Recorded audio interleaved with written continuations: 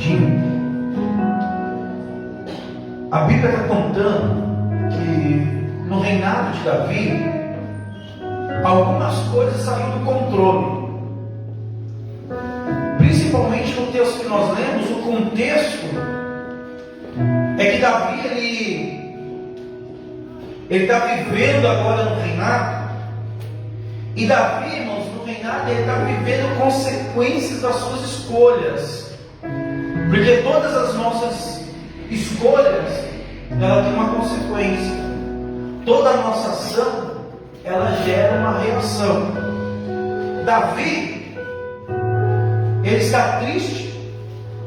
Alguém pode olhar e falar assim, mas Davi tem palácio, Davi tem trono, Davi tem súditos.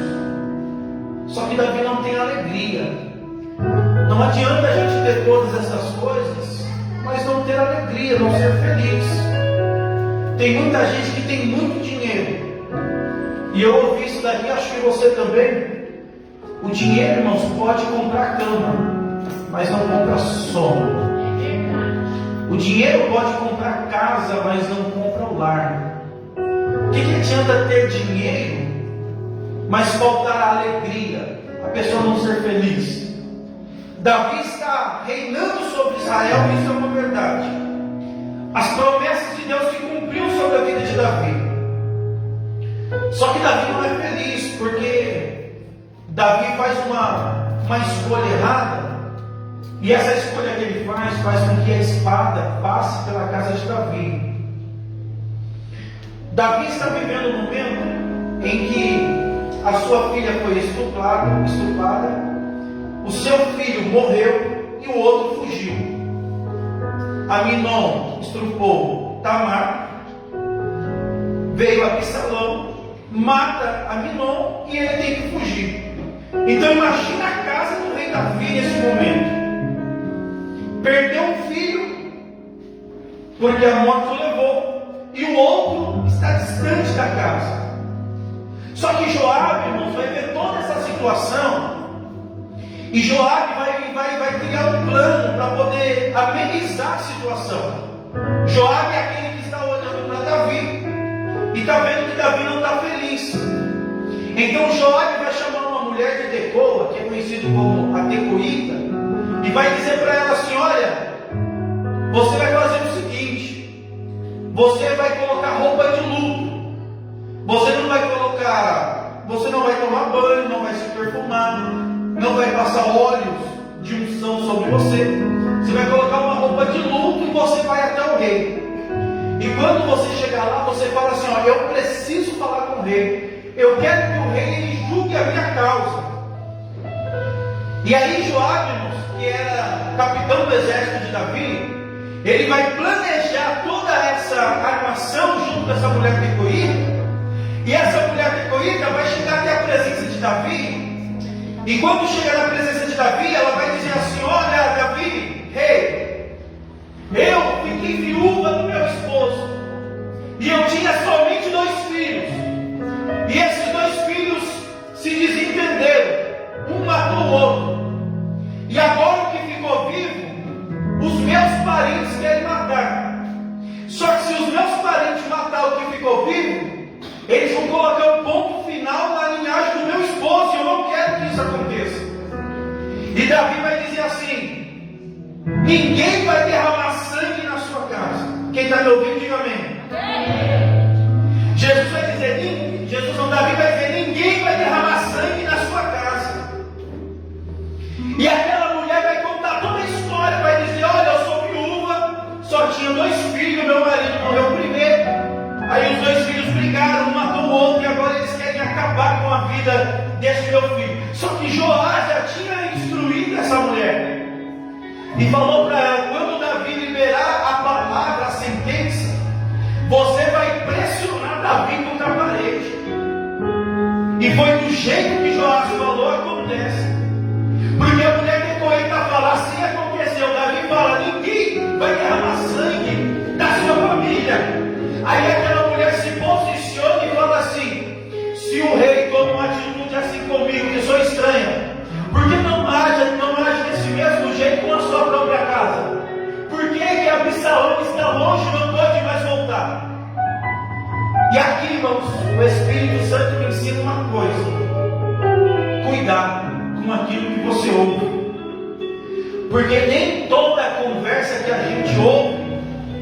consegue ser provado.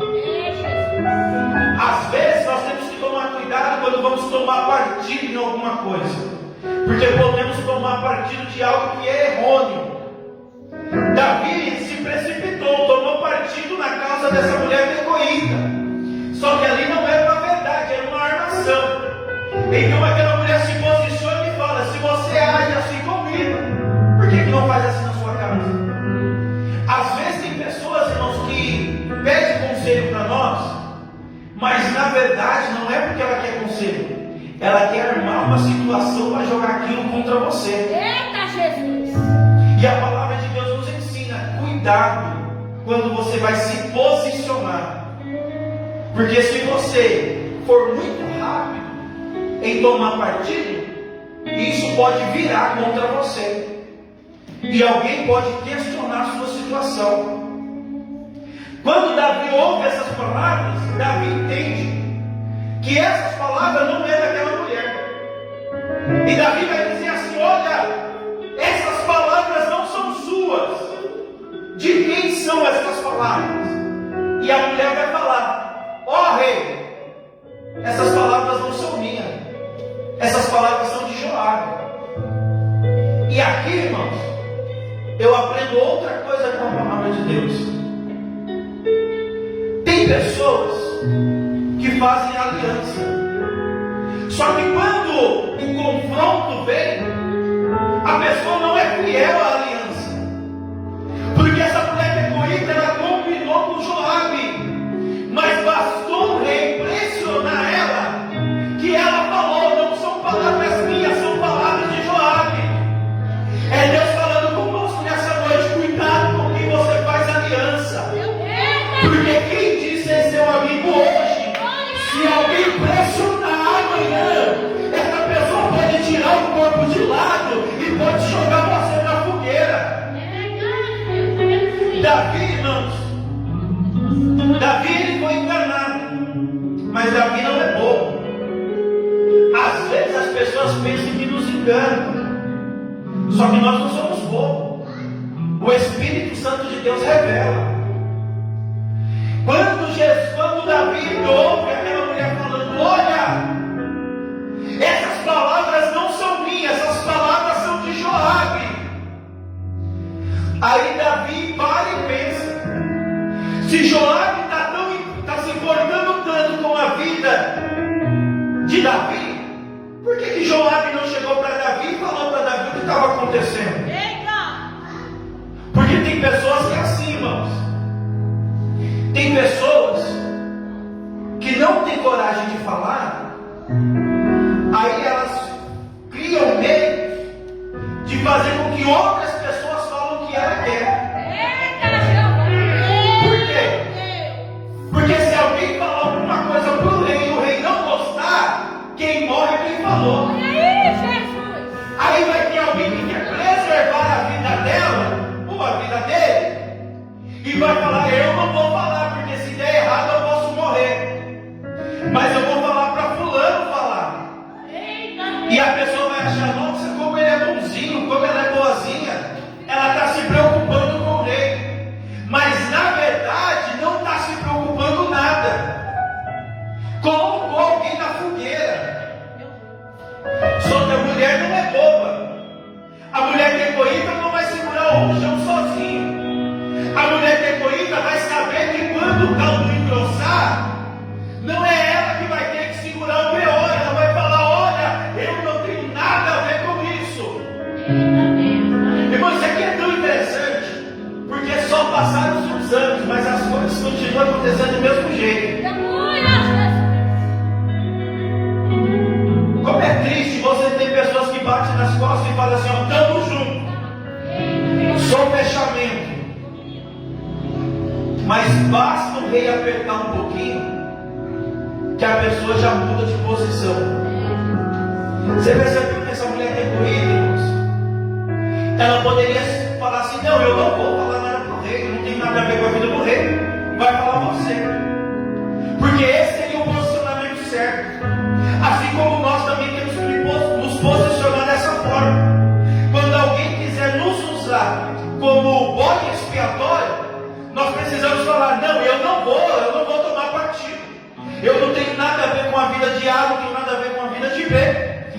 está se importando que vai lá e se intrometa. Olha aí, Jesus. Olha a boca. Aí Davi reconhece, irmãos. Davi reconhece que aquelas palavras é de Joabe. Aí Davi vai falar assim: manda chamar Joabe aqui. E Joabe vai. Quando Joabe chega lá, Joabe fala: olha, rei, essas palavras são minhas. Porque na verdade eu percebi que o Senhor está muito triste com o seu filho que não está perto. E a vontade é que venhamos trazer de volta o seu filho. Davi, irmãos, vai amolecer o coração. Davi vai dizer: pode trazer Absalão. Só que com uma condição: Absalão não pode entrar na minha presença. Absalão pode até voltar para casa, mas Absalão não vai ter contato com o pai. E aí eu me pergunto: o que é pior? Está lá fora ou está dentro de casa e não tem contato com o pai? Tem pessoas que estão lá fora, mas de alguma forma chama a atenção do pai. Agora tem outras que estão dentro, mas não tem contato com o pai. Absalão pode voltar, só que Absalão não pode ter contato com o rei. E Absalão, irmãos, é uma pessoa traiçoeira. Absalão volta, a guarda real é estabelecida, tem 50 soldados agora à disposição de Absalão. Absalão é filho, mas ele não está nem aí se vai ter contato com o pai ou não, porque a intenção dele não é ter contato com o pai, a intenção dele é estar num ambiente que é favorável para ele. Porque tem pessoas que são assim, irmãos. Tem pessoas que não vêm. Eu vou contextualizar isso aqui. Tem pessoas que não vêm para a igreja para adorar Jesus. Tem pessoas que vêm para a igreja porque de alguma forma isso traz status para ela. De alguma forma isso daí vai trazer fama. De alguma forma isso daí vai trazer alguns privilégios. Assim é Absalão. E Absalão vai revelar o coração. Absalão vai mostrar quem ele é. Porque quando Absalão está no reino, ainda que não tem contato com o pai, Absalão ele fica na porta do palácio. E as pessoas que vão lá para poder conversar com ele vai entrar na frente. E todo o reino de Israel sabe que Absalão é filho do rei. Então eles não têm nenhuma dificuldade de falar com o filho do rei. E aí Absalão fala: olha, qual é o seu problema? E a pessoa vai falar: o meu problema é isso, aquilo, outro. E Absalão, irmão, vai começar a jogar confetes. Absalão vai começar a encher o coração do povo. Absalão vai dizer assim: olha, o rei está muito ocupado, o rei não pode te atender. Se eu fosse rei, essas coisas seriam diferentes. Olha, Absalão agindo de forma traiçoeira. Não era para Absalão estar ali, não era para Absalão falar aquilo, mas Absalão aproveita a oportunidade e está dizendo: olha, o rei não pode te receber, mas se eu fosse o rei. E isso daqui, irmãos, é princípio de rebelião. Você já percebeu que tem pessoas que são assim? Tem pessoas que tentam entrar por algumas brechas que são abertas. E a pessoa começa a falar assim: o pastor perdeu a visão, a pastora perdeu a visão, eu não gosto disso, eu não gosto daquilo. Se eu fosse o pastor, se eu fosse a pastora, revelando o coração, espírito de Absalão, espírito de contenda, espírito de facção, espírito de rebelião. E nisso daí ele vai ganhando força. Repita assim comigo: Absalão. Irmão, toda a igreja, repita assim comigo: Absalão vai ganhando força. E aí Absalão vai caindo no gosto das pessoas, vai caindo no agrado das pessoas. De repente Absalão vai juntar 200 soldados e vai travar uma guerra contra Davi.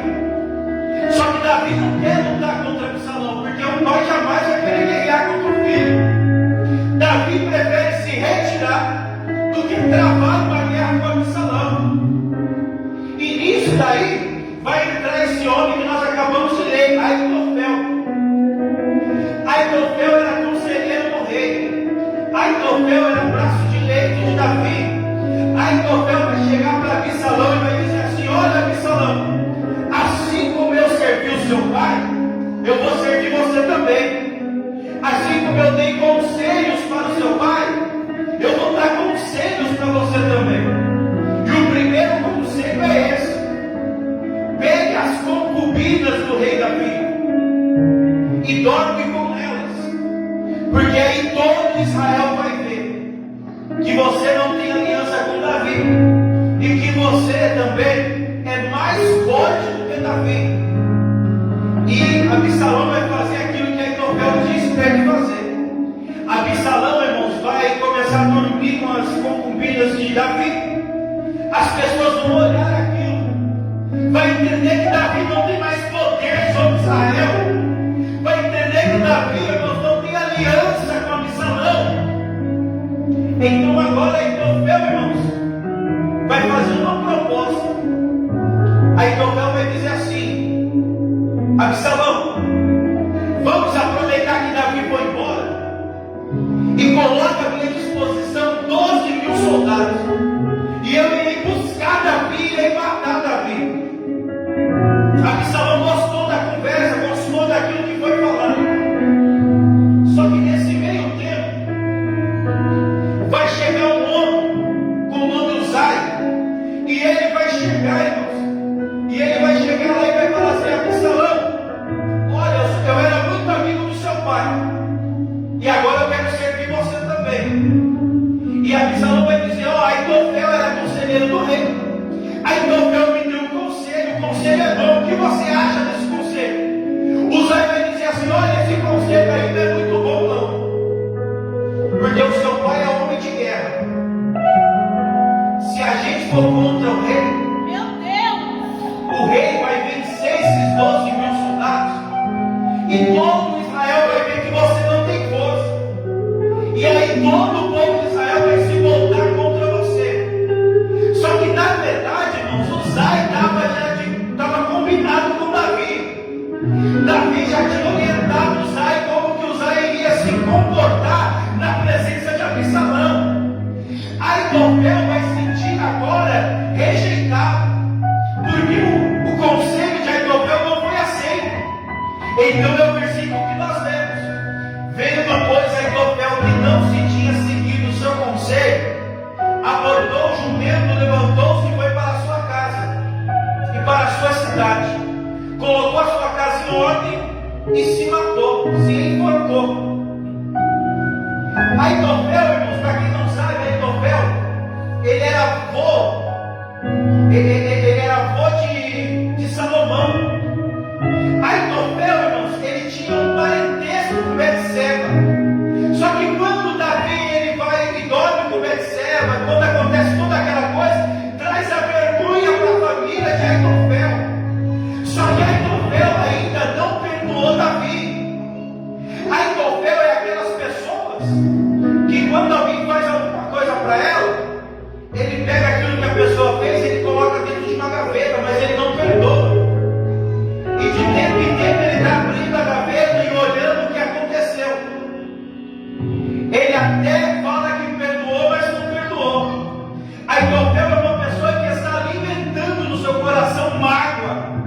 Aitofel é uma pessoa, irmãos, que não deixa com que a palavra de Deus entre no coração e tira toda a raiz de amargura. Por isso nós precisamos, irmãos, liberar perdão. Por isso nós precisamos, irmãos, esquecer do mal que foi feito para nós no passado. Tem pessoas que não esquecem. Tem pessoas que estão sempre lembrando. Quando eu tiver uma oportunidade, eu vou fazer isso.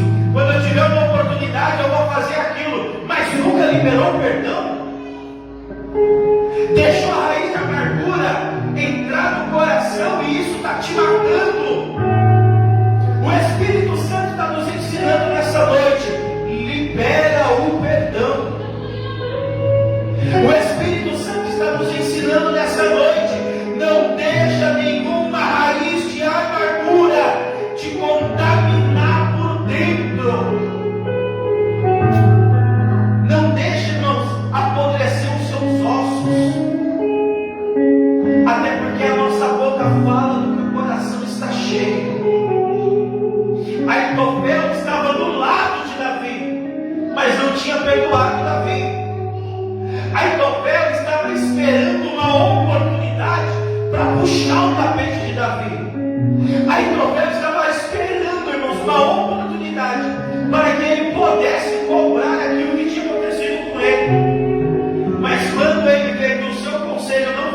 aceita, ele vai embora para casa, ele vai para a sua cidade, ele vai preparar uma corda e ele vai se matar.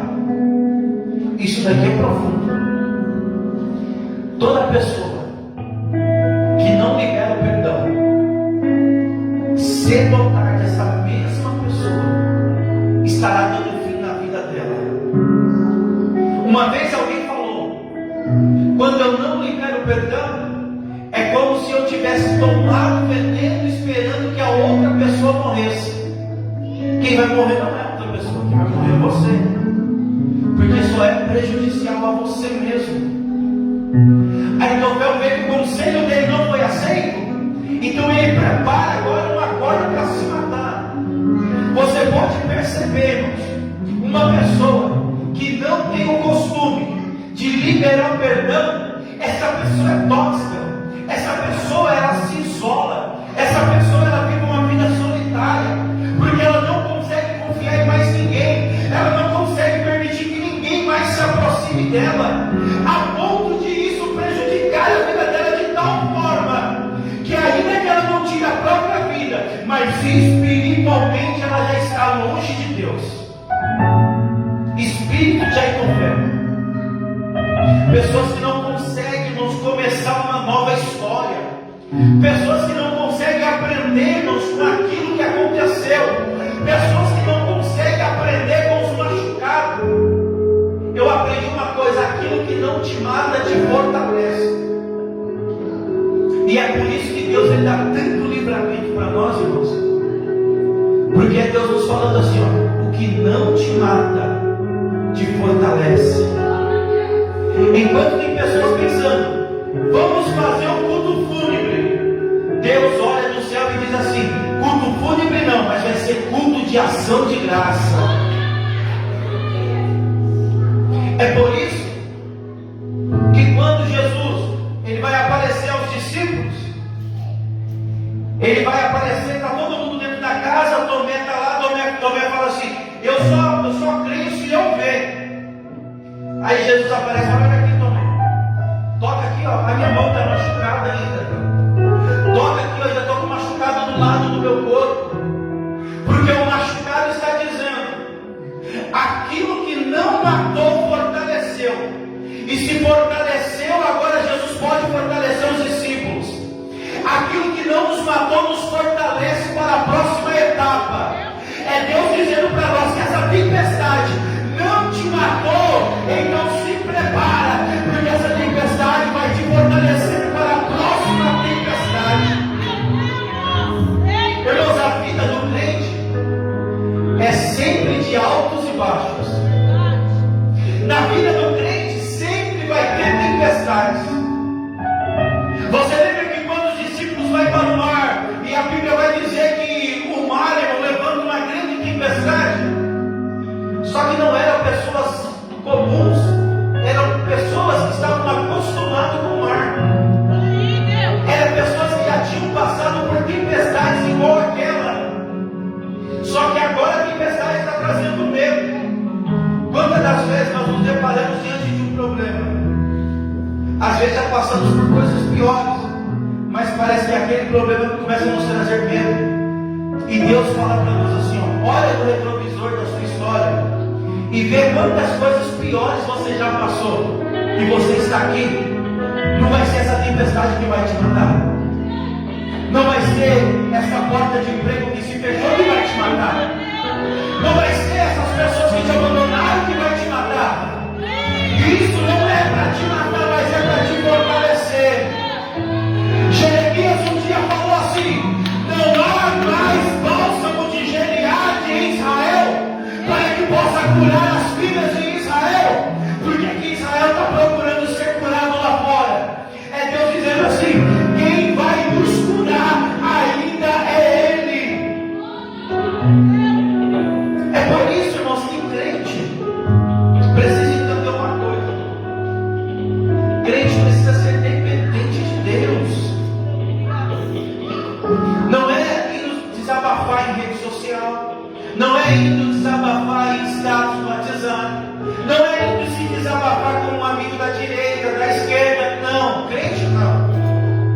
O crente ele ainda entra no quarto, ele dobra o joelho, pode estar sangrando, pode estar chorando, mas aí ele ainda sabe que lá no quarto, quando ele dobra o joelho, ainda tem um chazinho da raiz de Jessé.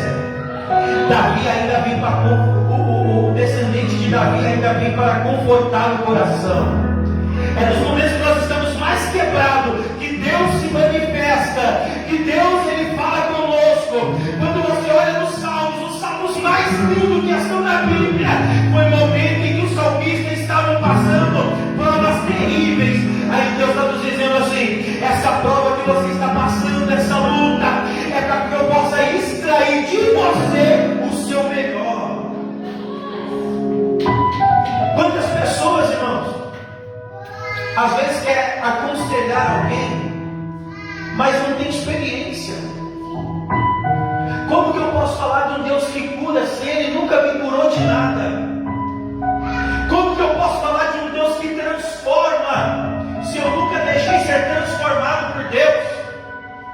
Então, a partir do momento que eu sou transformado por Deus, então eu posso falar para alguém: Jesus, Ele transforma. Quando nós olhamos para esse texto, nós aprendemos uma coisa em especial: que nós precisamos selecionar quem nós ouvimos e quem nós aconselhamos. Absalão deu ouvido para Aitofel.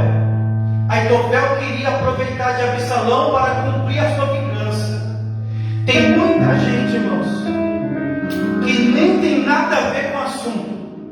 Às vezes porque toma partido de conversas que não se pode provar, acaba aqui sendo um instrumento para confirmar a vingança de outra pessoa. Aí o Espírito Santo nos ensina nessa noite: nós não podemos ser instrumento de ninguém para poder fazer vingança para ninguém. Nós precisamos confiar em Deus, porque Deus ainda diz para nós que a vingança ainda é dele.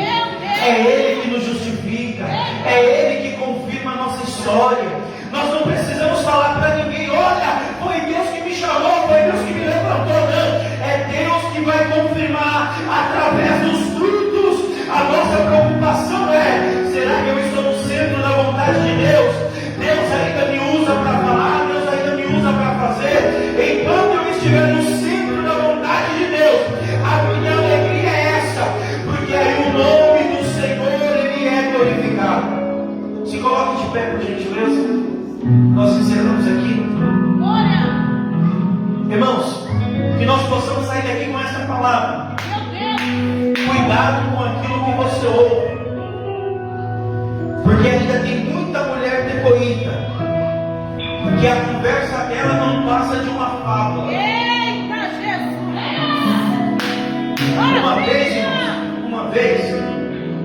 Uma vez falaram para mim assim: olha, aconteceu isso.